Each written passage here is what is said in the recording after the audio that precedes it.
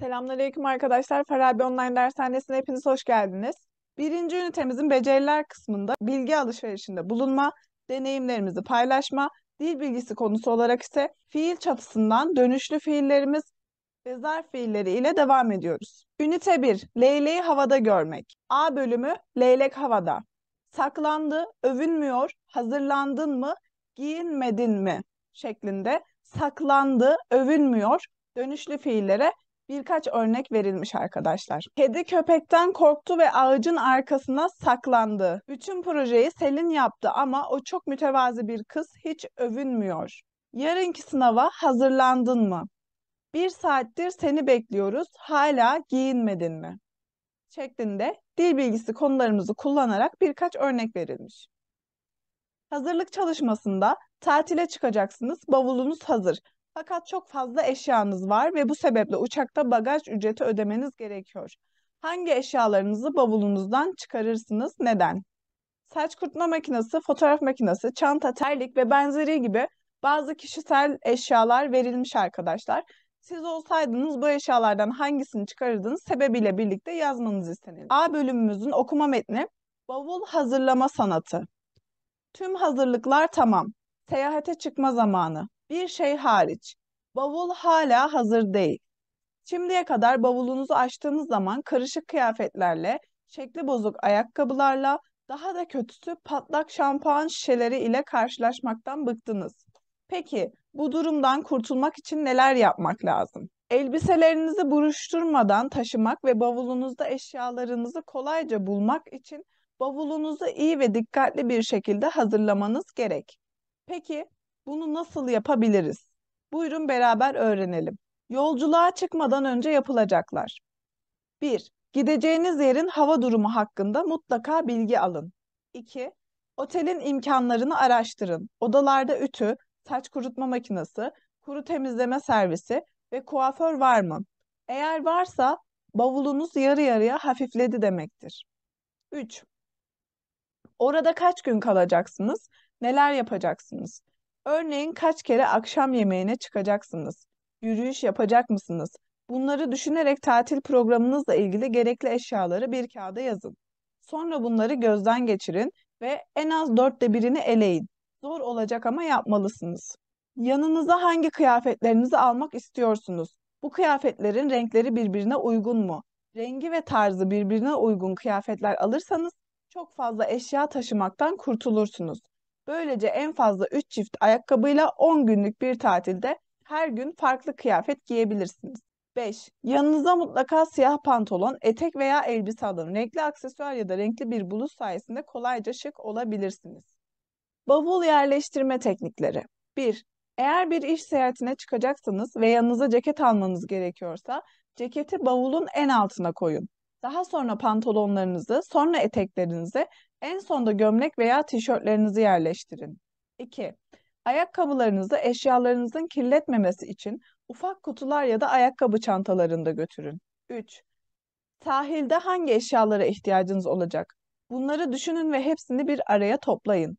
Böylece hiçbir şeyi unutmazsınız. 4. Bavuldaki kırışık kıyafetlerinizi düzeltmek için önce banyoya gidin. Sıcak suyu sonuna kadar açın ve banyonun kapısını kapatın. Banyo çok ısınacak ve her yer buhar olacak. Şimdi de kırışık kıyafetlerinizi banyoda uygun bir yere asın. Banyodaki nem kıyafetlerinizin kırışıklıklarını açacaktır. 5. Parfüm, şampuan, aseton, krem gibi kozmetik malzemelerinizi ayrı poşetlere koyun ve ayrı bir çanta ya da bavulun ayrı bir bölümüne yerleştirin. 6. Elektrikli aletlerinizi bavulun yarısı dolduktan sonra yerleştirin. Daha sonra üstüne diğer kıyafetlerinizi koyun. Böylece kıyafetleriniz elektrikli aletlerinizi koruyacaktır şeklinde okuma metnimiz verilmiş arkadaşlar. Okuma metnimize göre sorularımızı cevaplayalım. Yolculuğa çıkmadan önce hafif bir bavul hazırlamak için ne yapabiliriz? Yolculuğa çıkmadan önce gideceğimiz yerin hava durumunu, daha sonra otelin imkanlarını araştırmamız gerekiyordu arkadaşlar. Otelin imkanlarını araştırınca saç kurutma makinesi, kuru temizleme servisi vesaire gibi imkanların bize sağlayıp sağlamayacağını öğrenerek buna göre bir valiz hazırlamamız bekleniliyordu. Bavulumuzu hazırlarken kıyafetlerimizin karışmaması ve eşyaların birbirine zarar vermemesi için nelere dikkat etmemiz lazım? Neydi arkadaşlar? Elektronik eşyaları kıyafetlerimizin orta bölümüne yerleştirmemiz isteniyordu. Şampuan gibi dökülebilecek sıvıları bir çanta içine yerleştirmemiz isteniliyordu. Metinde aşağıdaki konulardan hangileri hakkında öneri bulunmaktadır? İşaretleyelim. Otel imkanları. Otel imkanları hakkında bilgi veriliyordu değil mi arkadaşlar? Kuaför ve benzeri gibi yerler var mı? Ütü, kurutma makinesi otelde var mı? Bunları araştırmamız isteniyordu. Seyahat hakkında metnin ana fikri seyahat, yolculuğun zamanı, yolculuk kaç gün sürecek vesaire gibi konular hakkında öneri veriliyordu. Kıyafetlerin bakımı hakkında öneri veriliyordu. Kozmetik eşyaları bir çantaya koymamız söyleniliyordu. Elektrikli aletleri eşyalarımızın ortasına gelecek şekilde koymamız söyleniliyordu. Ayakkabıları ayakkabı çantası veyahut da poşetine koymamız gerektiği söyleniyordu arkadaşlar. Bunlar hakkında metnimizde öneriler bulunmaktaydı. Şimdi ise B2 kitabımızın birinci ünitesinin dil bilgisi konusu dönüşlü fiil arkadaşlar. Bunu bir önceki ünitemizde fiil çatısı konusu altında kısaca bahsetmiştim arkadaşlar. Şimdi tekrardan hatırlayalım. Fiillerde çatı. Fiil çatıları ikiye ayrılıyordu arkadaşlar. Öznesine göre fiil çatıları ve nesnesine göre fiil çatıları. Biz 5. ünitemizde öznesine göre fiil çatılarından işteş fiilleri sizlerle birlikte işlemiştik. Şimdi ise B2 kitabımızın birinci ünitesinde dönüşlü fiillerden bahsedeceğiz. Dönüşlü fiiller. Koşmak onu yordu, koştuğu için yoruldu. Ayşe saçlarını taradı, Ayşe tarandı. Yukarıdaki cümlelerde gördüğünüz gibi arkadaşlar cümlenin ögelerini bulalım. Ayşe tarandı. Taranmak burada yüklemdir arkadaşlar. Tarandı. Kim tarandı? Ne tarandı? Ayşe. Öznemiz Ayşe. Nedir? Dönüşlü fiillerde işi yapan kişi, eylemi yapan kişi, işten etkilenen kişidir. L ve N ekleri dönüşlü fiil ekleridir. İkinci cümlelerde eylemlerin aldığı ekleri inceleyelim. Farklı ekler var mı? Yordudan yoruldu, taradıdan tarandı. Şimdi bu eklerin görevlerinden bahsedelim. Dönüşlü fiiller, özne tarafından yapılan işin etkisi başka bir varlığı etkilemeyip yeniden özne üzerine dönüyorsa böyle fiillere dönüşlü fiiller denir. Genellikle ne bazen de l ekleri fiillerimizi dönüşlü fiiller yapar. Yormaktan yoruldu, taramaktan tarandı gibi. Kardeşim bu olaya çok sevindi. Buradaki ne dönüşlü fiildir arkadaşlar. Yani demek istediğimiz fiili yapan kişi, özne hem işimizi yapıyor hem de o işten etkileniyor demektir. Kardeşim bu olaya çok sevindi. Kim? Kardeşim. İşten etkilenen kim? Kardeşim. Çocuk üzerime atıldı. Atıldı. Kim atıldı? Çocuk.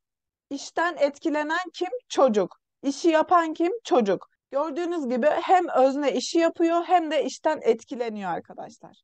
Şimdi slaytımızdan ufak bir hatırlatma yaptıktan sonra kitabıma geri dönüyorum. Bir cümlede işi yapan ile işten etkilenen aynı kişi ise böyle fiillere dönüşlü fiiller denilir. Dönüşlü fiil doğa olayları için kullanıldığı zaman cümleye kendi kendine olma anlamı katar. Mesela köyümüzdeki derenin suyu yaz mevsimlerinde çekilir. Bu kendi kendine olma anlamı katar.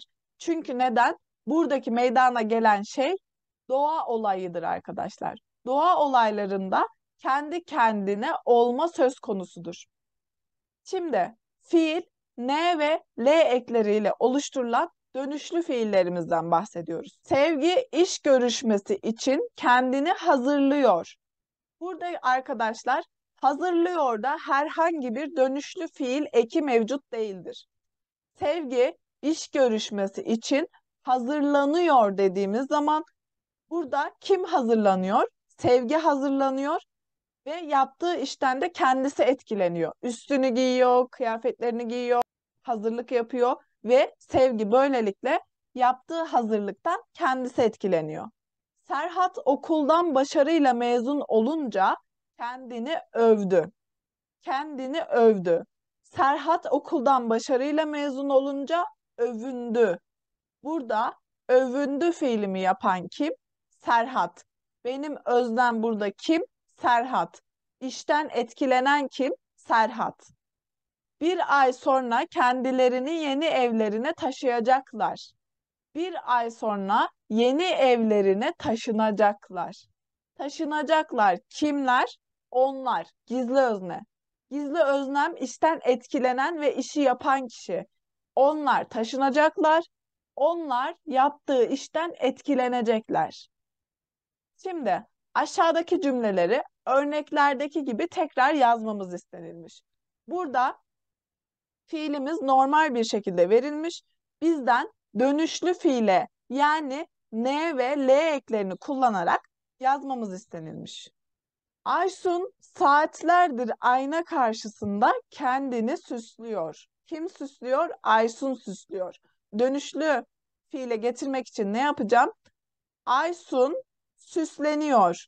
Aysun saatlerdir ayna karşısında süsleniyor.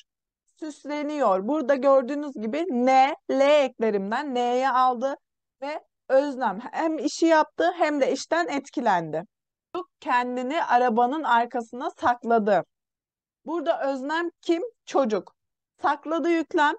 Çocuk saklandı dediğim zaman dönüşlü fiil yapmış oluyorum.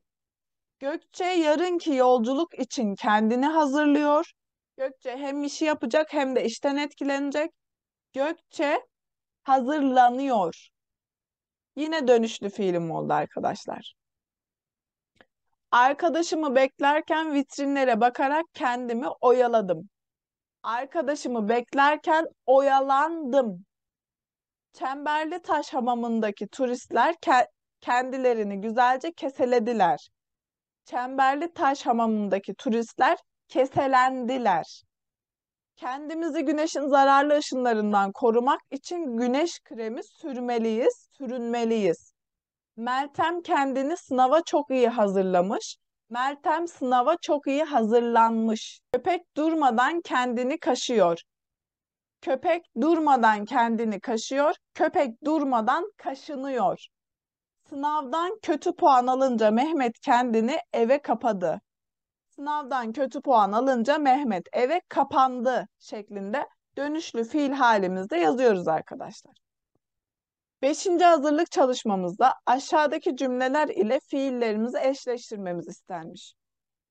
Şimdi buradaki süsle, sakla, giy, temizle gibi fiillerimizi dönüşlü fiil haline getirmemiz isteniyor. Çocuk ağacın arkasına saklandı. Futbolcu maçta düşerek sakatlandı. Zehra yarınki sınava çok iyi hazırlandı. Küçük kız aynanın karşısında saatlerce süslendi. Kim süslendi? Küçük kız. Annem dün sabahtan akşama kadar temizlik yaptığı için çok yoruldu. Hava çok soğuk, kalın giyin. En iyi arkadaşımın düğününe gidemediğim için çok üzüldü. Kedi mamasını yedikten sonra tüylerini yalayarak iyice temizlendi. Annem benimle her zaman övünür. Adamın ayağı takıldı ve birden yere serildi şeklinde arkadaşlar bu fiilimizi L ve N eklerini getirerek dönüşlü fiil. Fiili yapan kişi özne hem işimizi yapıyor hem de o işten etkileniyor olacak şekilde yazdık arkadaşlar. Ve bu şekilde birinci ünitemizin A kısmının sonuna gelmiş bulunuyoruz. Evet arkadaşlar bir sonraki videomuzda B2 kitabımızın birinci ünitesinin B ve C kısımlarıyla sizlerle birlikte olacağız. Hepiniz Allah'a emanet olun. Görüşmek üzere.